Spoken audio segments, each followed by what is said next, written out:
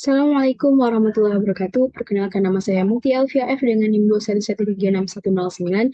Pada kesempatan kali ini saya akan menjelaskan materi tentang komposisi utama tanah. Jadi pada komposisi utama tanah ini kita akan membahas 4 subbab, yaitu ada mineral, organik, air, dan udara. Sebelum kita masuk pada pembahasan komposisi utama tanah, ada baiknya dulu kita mengetahui apa itu tanah. Jadi, tanah adalah suatu benda alam yang terdapat di permukaan kulit bumi, yang tersusun dari bahan-bahan mineral sebagai hasil dari pelapukan batuan, dan bahan-bahan organik sebagai hasil dari pelapukan sisa-sisa tumbuhan dan hewan, yang merupakan medium atau tempat tumbuhnya tanaman dengan sifat-sifat tertentu yang terjadi akibat dari pengaruh kombinasi faktor-faktor iklim, bahan induk, jasad hidup, bentuk wilayah, dan lamanya waktu pembentukan. Nah, berikut adalah komposisi utama dari tanah, yaitu ada mineral 75%, udara 25%, air 25%, dan organik 5%. Pertama, kita masuk pada mineral. Jadi, mineral ini merupakan bahan alam homogen dari senyawa organik asli yang mempunyai susunan kimia tetap dan susunan molekul tertentu dalam bentuk yang geometrik. Nah, komponen ini terbentuk dari proses pelapukan batuan yang berlangsung dalam jangka waktu yang sangat lama. Bahan mineral ini merupakan komponen penyusun tanah dengan presentasi tertinggi, yaitu kisaran 45%.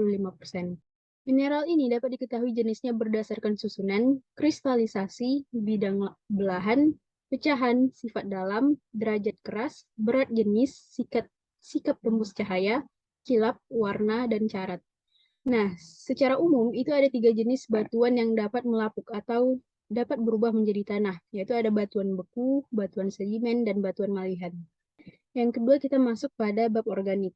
Jadi, bahan organik tanah ini merupakan bahan di dalam atau permukaan tanah yang berasal dari sisa tumbuhan, hewan, dan manusia, baik yang telah mengalami dekomposisi lanjut maupun yang sedang mengalami proses dekomposisi. Bahan organik dalam tanah itu memiliki presentase kisaran 5%. Nah, bahan organik tanah itu dapat dikelompokkan menjadi 2 komponen, yaitu pertama ada komponen yang mati atau dead organic matter, kemudian ada komponen yang hidup living organic matter. Untuk komponen yang mati atau dead organic matter, itu terdiri dari akar tanaman, binatang di dalam tanah, dan mikroorganisme biomasa. Sedangkan komponen yang hidup atau living organic matter, itu terdiri dari residu organik yang terdekomposisi secara biologi dan kimia. Adapun susunan organik, secara substansi, bahan organik itu tersusun dari non-humus dan humus. Non-humus ini meliputi bahan yang sedang terdekomposisi sebagian. Bahan non-humus ini merupakan sumber energi bagi mikroorganisme tanah serta sumber hara bagi tanaman. Nah, melalui proses mineralisasi, bahan organik akan tersedia unsur hara mikro maupun dan makro. Sedangkan humus itu merupakan bahan yang telah terdekomposisi dan merupakan lapisan tanah yang paling subur. Humus ini mempunyai pengaruh memperbaiki struktur tanah, meningkatkan kapasitas pertukaran kation dalam tanah, penyangga pH tanah, dan meningkatkan daya simpanan lengas.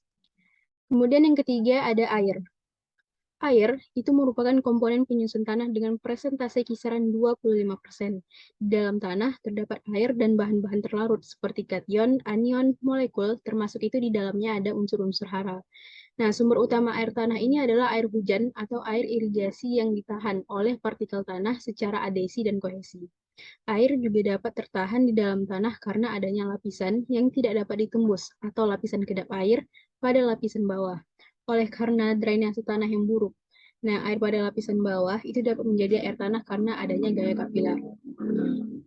Kandungan air di dalam tanah itu disebut sebagai kadar air tanah. Tingginya kadar air tanah dalam tanah itu dipengaruhi oleh 4 sebab, yaitu tekstur, tinggi muka air, tanah, bahan organik, dan jenis vegetasi penutup tanah. Selain ditahan oleh partikel tanah, larutan tanah juga mengisi ruang pori mikrotanah, yaitu ruang pori yang berada di dalam unit-unit terstruktur tanah. Kemudian macam-macam air. Jadi ada 3 macam-macam air, yaitu air gravitasi, air kapiler, dan air higroskopis. Untuk air gravitasi, itu terdapat di pori mikrotanah yang diikat sangat lemah oleh partikel tanah. Jadi, air dapat turun dengan cepat ke lapisan yang lebih dalam, sehingga tidak dapat dimanfaatkan oleh tanaman. Kemudian air kapiler.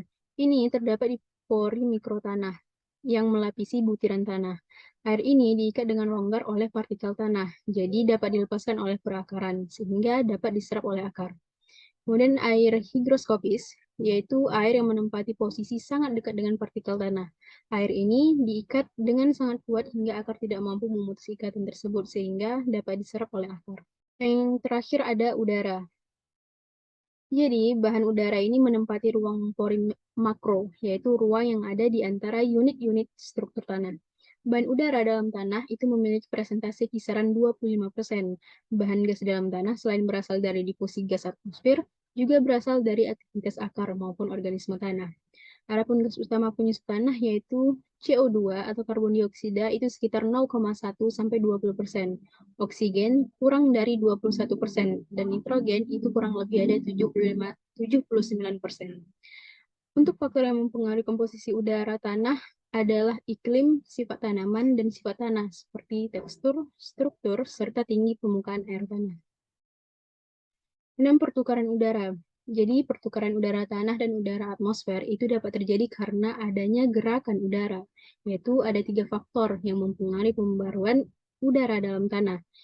Ada 3, yaitu proses difusi, aliran massa gas, dan air hujan.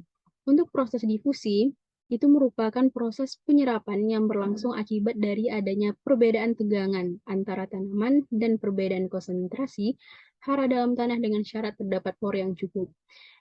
Kemudian aliran massa gas, yaitu terjadi karena adanya perbedaan tekanan total udara tanah dan udara atmosfer. Perbedaan tekanan ini terjadi karena adanya perubahan pada suhu tanah, lengas tanah, dan kecepatan angin. Kemudian yang terakhir ada air hujan. Jadi, air hujan ini dapat memperbarui komposisi udara tanah karena air hujan ini mengandung oksigen. Baiklah, sekian presentasi dari saya. Apabila ada kesalahan kata dan kesalahan informasi, saya mohon maaf. Saya akhiri dengan Assalamualaikum warahmatullahi wabarakatuh.